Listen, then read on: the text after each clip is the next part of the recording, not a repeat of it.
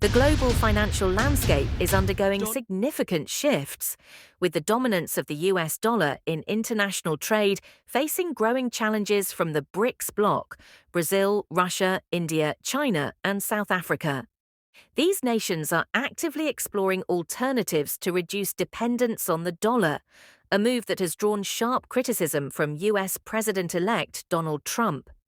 In a fiery social media post, Trump threatened to impose 100% tariffs on BRICS countries if they created or supported a new global reserve currency.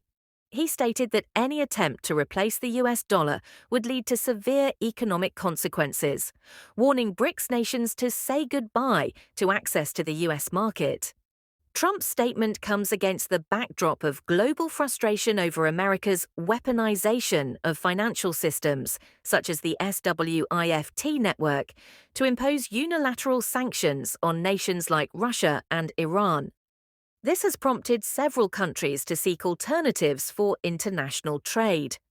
Russian President Vladimir Putin criticized the dollar's use as a weapon, while Indian Prime Minister Narendra Modi urged BRICS to avoid being perceived as anti-Western, advocating a more balanced approach. India's External Affairs Minister S. Jaishankar emphasized that while India is pursuing workarounds to address trade challenges, it has no intention of abandoning the dollar entirely. The BRICS bloc, which now includes Egypt, Ethiopia, Iran, and the United Arab Emirates, represents nearly half the world's population and a quarter of the global economy. Its push for a new currency aligns with the growing global trend of diversifying trade mechanisms. The International Monetary Fund, IMF, has reported a gradual decline in the dollar's share of global reserves, accompanied by the rise of non-traditional currencies such as the Chinese renminbi, Australian dollar, and South Korean won.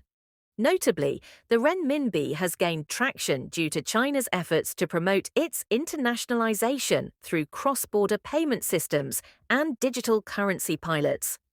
However, this shift is not without challenges. India, for instance, has allowed trade invoicing in rupees but faces hurdles, including an unbalanced trade relationship with Russia.